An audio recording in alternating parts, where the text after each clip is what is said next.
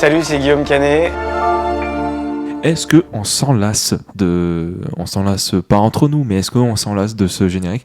Eh bien écoutez, moi non. Bonjour à tous, bonjour à toutes, bienvenue dans Avis désastreux, le podcast aux opinions discutables mais qui pourtant les assume. Aujourd'hui, Cannes, jour 5, je suis accompagné de Clément qui vous saluera juste après parce que là il est en train de finir son petit Sojason. Nous allons donc parler sur les 3 films, de 2 films en compétition. Alors, L'être aimé de Sorogoyen qui est sorti en parallèle dans vos chères salles obscures, Paper Tiger de James Gray et en semaine de la critique, Du fioul dans les artères de Pierre Le Gall. Je vais commencer tout d'abord donc par le dernier film de Rodrigo Sorogoyen, à savoir L'être aimé, qui nous raconte l'histoire de valeurs sentimentales. Puisque nous suivons un réalisateur un petit peu autoritaire qui, avec sa fille qui est actrice, va essayer de renouer un lien et il s'avère que ce lien est quand même très fragile et que tout au long du tournage, il va s'avérer être vraiment souvent abîmé. Bon, en fait, la seule différence qu'il y a par rapport à Valeurs sentimentales, c'est que là où Valeurs sentimentales, toute la discussion a lieu avant la réalisation du film et le film se finit sur le premier jour de tournage. Là, c'est vraiment une petite discussion au tout début du film et ensuite le tournage qui va occuper tout le film. J'avoue que je me trouve devant un film sur lequel j'ai au final peu de choses à dire, tant je trouve que c'est pas un film très convaincant. En fait, c'est pas du tout un mauvais film, Sorogoyen est un très bon technicien et ça se voit durant tout le film, mais je me demande en fait ce qu'il a particulièrement à dire à travers ce film et ce personnage de réalisateur. Techniquement, le film va juste nous montrer un père qui essaye plus ou moins de se racheter avec sa fille et qui, tout au long du film, est le réalisateur dur qu'on nous présente au tout début du film. À part nous montrer que l'époque a un peu changé et donc il y a 2-3 techniciens qui face aux colères du réalisateur disent non, on n'a pas envie de rester avec toi. Qu'est-ce que le film nous apporte de plus ? Et cette relation qu'il a avec l'art et sa fille, là où dans Valeurs sentimentales, quand même c'est pas un film que je vais aduler que ça, je trouve qu'il y a une construction et une écriture que je trouve particulièrement intéressante. Là ici, j'ai l'impression que Sorogoyen s'intéresse bien plus à la question du tournage que à cette relation entre les deux. Il y a une relation conflictuelle, certes, mais Sorogoyen ne la construit réellement. Si je dois noter quand même quelques parties pris du film, il y a 2 scènes dont les gens vont beaucoup parler, la scène d'introduction et une scène de répétition autour d'une table. Mais clairement, celle que je vais retenir, c'est la scène d'introduction qui est un très long dialogue, chant contre chant, entre ce réalisateur et sa fille, qui dure entre 10 et 15 minutes à peu près. Et en fait, il y a une fausse simplicité. C'est juste caméra 1, caméra 2, chant contre chant, comme je vous ai dit. De temps en temps, un master shot, donc c'est-à-dire un plan d'ensemble pour essayer de les situer dans l'espace. La manière dont il va gérer le chant contre chant, et surtout dont il va gérer les échelles de caméra, les échelles de plan, ça nous montre comment, à travers le montage, et comment, au fil de la discussion, il y a une ascendance qui se prend. Il y a une emprise qui est faite l'un ou par l'autre, surtout elle, j'ai l'impression. Ça peut être étouffant comme discussion, ça peut être assez angoissant, mais je trouve que c'est très fort. Et ensuite, il y a des moments, des idées de mise en scène où est-ce qu'il va changer de ratio, des moments où est-ce qu'il va passer au noir et blanc. Et c'est assez flou, en fait, on se demande un petit peu quel intérêt, qu'est-ce qu'il cherche à nous raconter à travers ça. Alors, j'ai vu 2-3 analyses, notamment la question du noir et blanc, que on pourrait la voir comme quand quelqu'un joue devant la caméra, mais il n'y a pas une vraie caméra, donc en fait, il joue dans la vraie vie. Mais je sais pas si c'est quelque chose qui tient forcément la route. Peut-être que c'est ce que dit Sorogoyen. Moi, je l'ai lu à travers les analyses d'autres personnes. Peut-être que c'est Sorogoyen lui-même qui a dit en fait, le noir et blanc, ça signifie ça.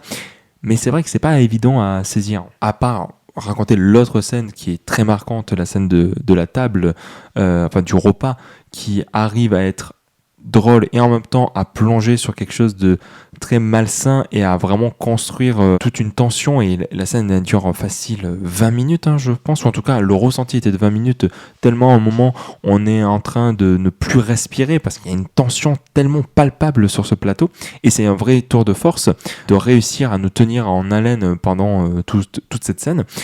Mais après, encore une fois, j'ai l'impression que c'est un peu divertissant. Je trouve que c'est pas du tout un film mémorable, comme malheureusement beaucoup dans cette compétition. Le Sorogoyen, c'est d'accord.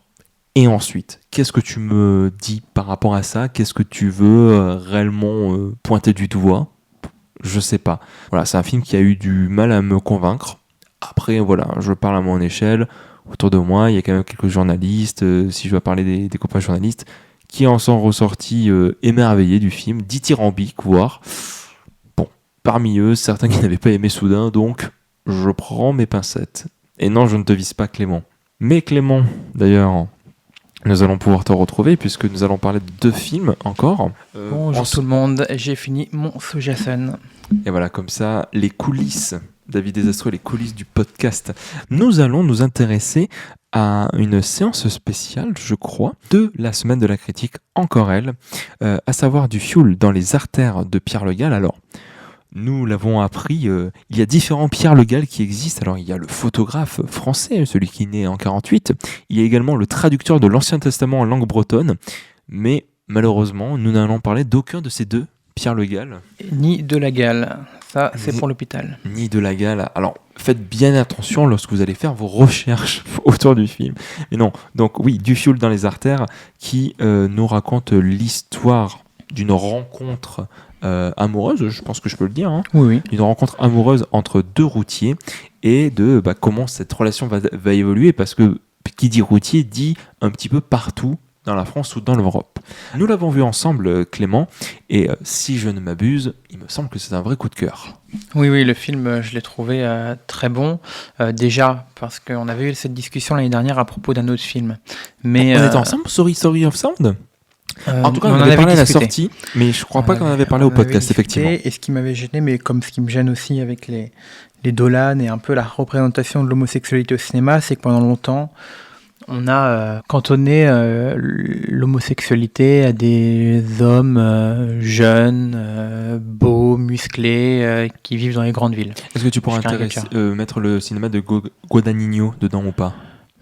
Un peu, mais il a un traitement différent de l'homosexualité. Donc je le mets pas tellement dedans. Mais là, il y a quelque chose qui est proche du fil dans les artères du travail de Guiraudy. Guiraudy qui montre des homosexuels ruraux, souvent mieux portants, plus âgés, etc., et qui amènent d'autres choses. Et là, on a ça avec au niveau de la classe sociale, même avec les routiers qu'on voit peu au cinéma, qui sont peu représentés, et de montrer dans un univers qu'on imagine très masculin, très marqué par des codes virilistes, de montrer une toute autre facette, une toute autre réalité.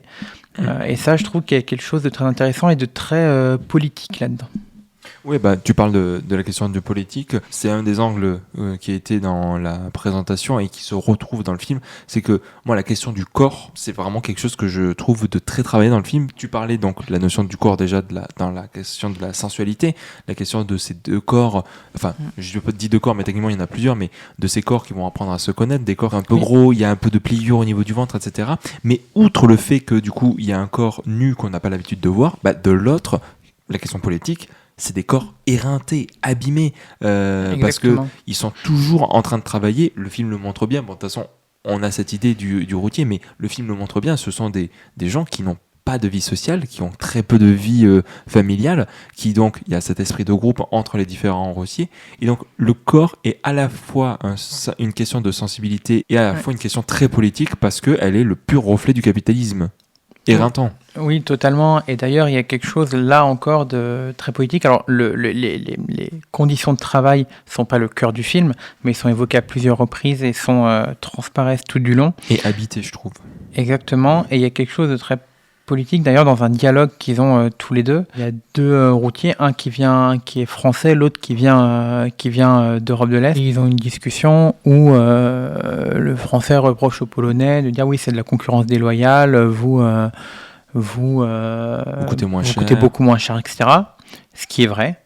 Et de l'autre côté, lui qui répond oui, mais nous on n'a pas le choix aussi, et on travaille 2 fois plus avec pour un salaire 2 fois moins. Ce qui est vrai aussi. Et donc, automatiquement, si on fait un peu de dialectique, où on tourne notre regard vers les structures sociales, ceux qui mettent en place ces systèmes, la concurrence entre les travailleurs, etc. Donc là, il y a quelque chose de très politique, même si c'est pas le centre du film. Il y a quelque chose de très intéressant là-dedans. En tout cas, il le masque pas. Il en a pas pleinement conscience. L'autre chose qui m'a marqué, c'est le film commence avec pardonnez mon accent anglais, le cruising, qui est la manière dont historiquement les rencontres homosexuelles se faisaient, qui était... alors il y a toute une histoire du cruising dans les pissotières, mais aussi ça se fait dans les bois, etc. Et on avait Il y a encore... notamment un film de Frankie là-dessus. Voilà, et on n'avait encore jamais vu, enfin moi je n'avais jamais vu ce décalage où on l'amène à la fois sur les douches pour routiers sur les aires d'autoroute et sur les bois qui entourent les aires derrière les grillages. Et de faire de ces lieux-là des lieux de cruising, je crois que c'est quelque chose, je ne sais pas si c'est réel ou non, mais en tout cas il y a quelque chose de très intéressant là-dedans, de faire ce décalage, et un décalage un peu ville-campagne. Il y a quelque chose d'intéressant là-dedans le film se réintègre dans cette histoire de l'histoire des rencontres homosexuelles. Et tu me permets de rebondir, c'est que justement toutes ces scènes de cruising, notamment celles qui se passent dans le bois, en fait je trouve que le film est magnifiquement éclairé. Il y a un travail où est-ce que justement, encore une fois, si on va sur le corps, soit les intérieurs qui sont très orangés et la peau ressort de fou, ou alors quand c'est dehors, vraiment encore une fois, la manière dont c'est filtré à travers les arbres, les corps sont à peine dessinés et ça les sublime.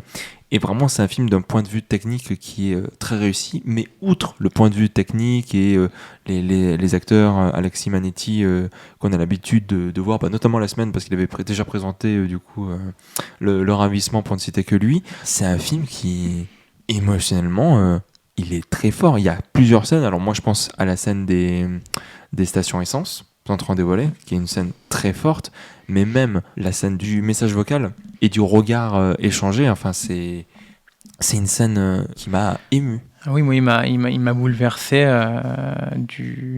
sur plusieurs scènes, je vais pas en dire davantage, mais il y a plusieurs scènes qui m'ont vraiment marqué. On n'était pas les seuls.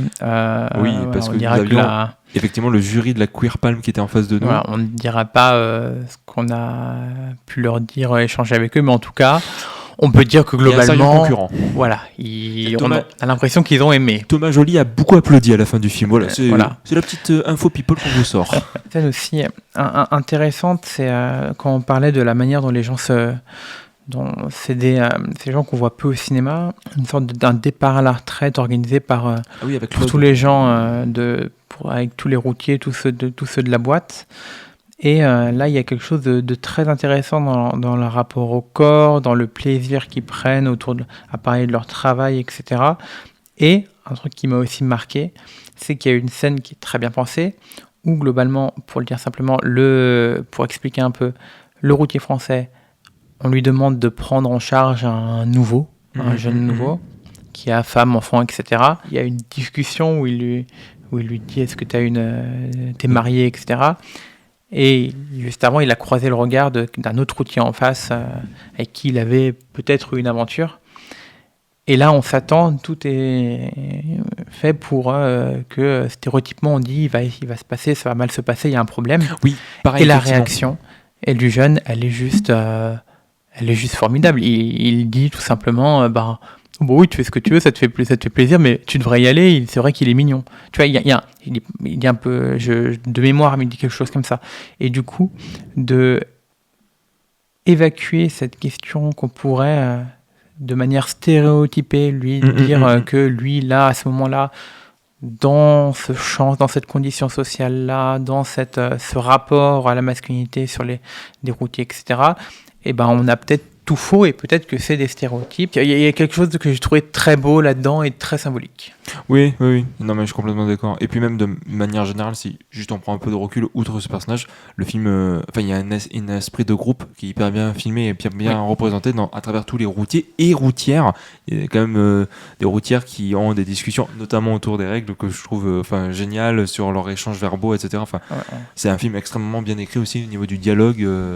C'est très plaisant à voir. Alors, je sais pas s'il y a une date de sortie. Vous verrez, il y a une des discussions les plus drôles sur les règles et les excréments depuis bien longtemps. Oh, putain, mais il sort dans longtemps, il sort en décembre le film. J'aime bien, t'as pas du tout réagi quand j'ai parlé. Quoi, c'est important de... Non, mais c'est très très drôle. Hein.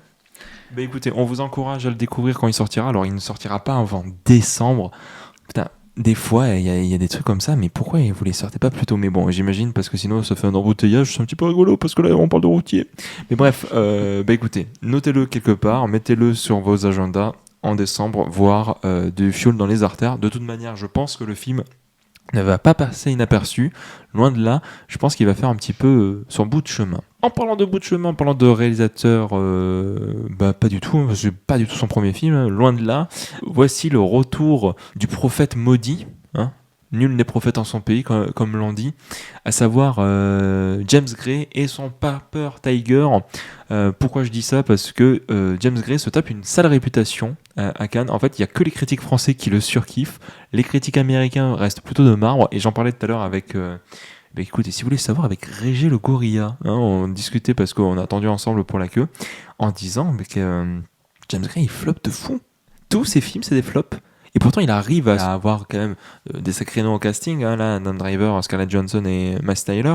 Mais il floppe, et pourtant, j'ai l'impression qu'il est hyper connu, mais que auprès des cinéphiles, à part Ad Astra, parce qu'il y avait Brad Pitt et que le film a fait parler de lui, et James Gray est maudit. Il n'arrive pas à faire des films qui font parler de lui. Et pourtant, donc là, nous allons vous parler de Piper Tiger, l'histoire de deux frères qui vont essayer de faire des petites affaires avec de sympathiques Russes. Mais en réalité, ces Russes ne sont peut-être pas si sympathiques que ça, et peut-être ont-ils des liens avec la mafia. Et l'étau va se resserrer au fur et à mesure. Si vous connaissez le cinéma de James Gray, peut-être que le synopsis que je viens de vous parler, deux frères, mafia, etc., police aussi, ça peut vous faire penser à un autre film. Effectivement, c'est le James Gray de La Nuit nous appartient. Alors il y a aussi, me semble-t-il, le James Gray de The Yards. Alors moi je l'ai pas vu, je sais pas si toi tu as eu l'occasion de voir, c'est ton second long métrage. Si. Voilà. Donc je pourrais pas... ressemblances. Quoi ? Il y a des ressemblances dans la manière de... je pourrais pas le lier à celui-ci, mais effectivement oui, voilà. Moi ce qui m'a fait énormément plaisir, c'est que du coup La Nuit nous appartient, c'est mon James Gray préféré. Pour le moment, peut-être que les autres me plairont plus. Et c'est un James Gray que j'avais pas retrouvé depuis un petit moment. Et là, on est vraiment sur une forme extrêmement maîtrisée. En fait, on en parlait tout à l'heure avec Clément en off. C'est un film sur lequel, là encore, on va pas avoir grand-chose à dire parce que, à part dire que c'est un film qui va reprendre beaucoup de codes des films noirs et qui va juste extrêmement bien les maîtriser de part que ce soit de sa narration jusqu'à sa photographie qui est extrêmement sobre. Et en plus, pour dire... Le chef-op, son chef-op, c'est celui avec qui il avait fait ses précédents films, mais avant, notamment La Nuit nous appartient, comme quoi il y avait une vraie volonté de reprendre un petit peu l'esthétique de ses précédents films, un petit peu autour de la mafia de la famille. À part vous dire que c'est très bien, pas grand chose quoi. Même si j'ai déjà vu un petit peu 2-3 points d'analyse intéressants, notamment sur la question du rêve américain. Je connais pas assez son cinéma pour voir s'il traite tant de la question du rêve américain, mais là effectivement c'est le rêve américain brisé. J'ai commencé à bien parler. Clément, est-ce que déjà tu vas rebondir sur ce que j'ai dit ou d'autres trucs Oui, je pense que tu as raison. C'est pas un film qui révolutionne rien là-dedans, James Gray. Il n'y a pas de grandes innovations, etc. Oui, exactement. Bon, c'est ni positif ni négatif, c'est un fait. Mais par contre, c'est extrêmement maîtrisé. Et c'est ça aussi qui fait Clairement. son avantage. Et moi, ce que j'ai beaucoup aimé dans ce film, c'est la manière avec laquelle il arrive à jongler, à passer, pas d'un genre à l'autre, mais à la frontière avec d'autres genres, avec une fluidité, mais magistrale. Quand il y a une scène où on passe quasiment, mais... dans le film de genre qui est la pré-annonce d'un film presque d'horreur, mais sans être de l'horreur, mais vraiment juste à la frontière. Un des sous-genres de l'horreur dont on ne révélera rien parce qu'il peut révéler un petit peu les tenants et aboutissants. Ouais. Et de l'autre côté, à des moments, on est quand ils sont dans des hautes herbes. Oui, qui est très comme la fin de La Nuit nous appartient. Oui, très une sorte de thriller sous haute tension. De l'autre côté, on est plus du côté du drame intimiste. Enfin, il y a vraiment cette facilité de passer d'un genre à l'autre sans marquer les coupures, sans qu'il y ait des coutures visibles, etc. Et ça, pour le faire, c'est vraiment il faut être vraiment très compétent. Oui, et puis même, il y a autre chose que je me fais comme réflexion parce qu'en fait je lis les notes que j'ai écrites. Il y a deux trajectoires que l'on va suivre, en réalité 3, les deux frères et du coup la mère, mais le couple tous les deux vont se retrouver dans des situations qui les dépassent venant de petits éléments. Elle, ça va être un coup de soleil et un accident de voiture. Lui, ça va être le fait de juste passer le soir sur un chantier. Et à partir de ce simple élément, il y a plein de choses qui vont en découler. Mais c'est que je trouve que c'est un film sur la question de la mafia, tout comme c'était déjà le cas avec La Nuit nous appartient. Je sais pas si je peux dire matérialiste, mais en tout cas, c'est pas du tout un film qui va, comment dire, aller sur du grandiloquent. C'est vraiment, tous les éléments restent vraiment crédibles. C'est-à-dire que il y a des évolutions, mais ça va pas être, il y a 36 000 mafieux qui vont se ramener, ou alors il va y avoir des courses-poursuites de fous. Même là, il y a une course-poursuite, elle est très calme, entre guillemets, parce que elle est dans du réalisme. Tout est vraiment concret. Je trouve qu'il y a une manière de travailler la question de matériel, vraiment tout en finesse. C'est vraiment, comme tu dis, c'est d'une grande maîtrise d'écriture et c'est d'une grande finesse tout court en termes de mise en scène. Oui, je pense j'ai pas grand chose à ajouter à ça. Ah, mais il a pas de date de sortie. Ah, bah oui, c'est vrai, parce qu'il a été annoncé, il a été annoncé sur la dernière minute. Paper Tiger, il a été annoncé à 2 semaines du festival. Donc, pas de date de sortie, mais de toute façon, James Gray, comme d'habitude, il aura une date de sortie française, ne vous inquiétez pas. La seule chose qu'on peut vous faire, c'est vous encourager à le découvrir. Petit cas pronostic, c'est vrai, j'ai pas parlé du Sorogoyen, alors je vais juste rapidement. Sorogoyen, peut-être pris de l'interprétation pour Javier Bardem, mais à part ça, je ne vois pas trop. Par contre, du coup, pour le James Gray, pronostic, on en parlait tout à l'heure, moi je le vois bien avec un prix du jury. Prix du jury, pour moi, ça serait très bien, ça irait parfaitement, ça ferait joli. Et enfin, James Gray qui repart à Cannes avec quelque chose, quoi. Il pourrait aussi me remettre quelque chose à Scarlett Johansson, mais j'y crois pas tant non plus, mais c'est une possibilité. On en parlait, oui, ça c'est un point dommage, mais en même temps, ça a du sens. Effectivement, le personnage de Scarlett Johansson est un peu effacé par rapport aux autres personnages masculins, mais en même temps, ça raconte quelque chose par rapport à la place de la femme dans cette famille, dans cette vision, enfin dans cette société américaine, même si effectivement on aurait aimé la voir un peu plus. C'est pas anodin qu'elle soit si peu présente dans le film, à tel point que même c'est aussi des gens qui ne communiquent pas beaucoup. Et en même temps, elle est quand même pas mal présente. Elle est présente pour lui. Ce qui est intéressant, c'est que c'est fait volontairement, c'est pas un défaut où le personnage féminin est au service du personnage masculin parce qu'on s'est pas posé la question et que mentalement on a fait comme ça. Là, c'est vraiment travaillé. Scarlett Johansson le sait, elle l'incarne et c'est d'une finesse assez intéressante. Bref, écoutez, là on est sur les 30 minutes à peu près. Clément, merci d'être venu passer une tête. Merci à toi. On va avoir l'impression que je ne suis en coloc qu'avec toi. En même temps, tu me diras, les deux autres des Égotos, ils sont en train de voir le Dupieux. Nous, on le rattrape demain. Demain, je sais que j'ai pas de très grosses attentes, à part une. Et alors celle-ci, oh là là. Donc certes, il y a le Dupieux. Mais surtout, demain, il y a le Nanjing. Demain, c'est Hop. Oui. Et alors ça, les gars, ça, mesdames et messieurs, ça c'est quelque chose. Et encore, je découvre Nanjing. J'ai toujours pas vu les autres. Alors que moi, je les ai vus et c'est toujours pareil. J'ai des grosses attentes et en même temps, j'ai un peu peur parce que chaque fois qu'on a des attentes, des fois, elles sont à Cannes, elles sont un peu déçues. Effectivement, parce que bon, on ne l'a pas vu et moi, je le rattraperai sur le tard, mais... Voilà, on a eu des retours sur le Koreeda et c'est décevant. Et vraiment, moi qui adore Koreeda, j'ai peur. Mais bref, ça c'est pour plus tard. En attendant, écoutez, profitez bien du festival, profitez bien de tout le reste. Merci de nous avoir écoutés. Clément, on se retrouve... je sais pas, parce que demain c'est un dernier jour à la coloc. Après je change de coloc. Écoutez, nous on se retrouve demain, en tout cas c'est sûr. Et puis en attendant, salut et à demain. Salut. Bye bye.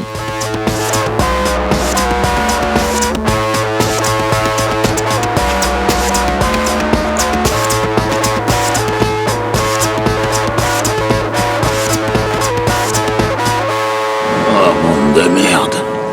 Ouais, moi aussi j'ai bien envie de le dire, monde de merde.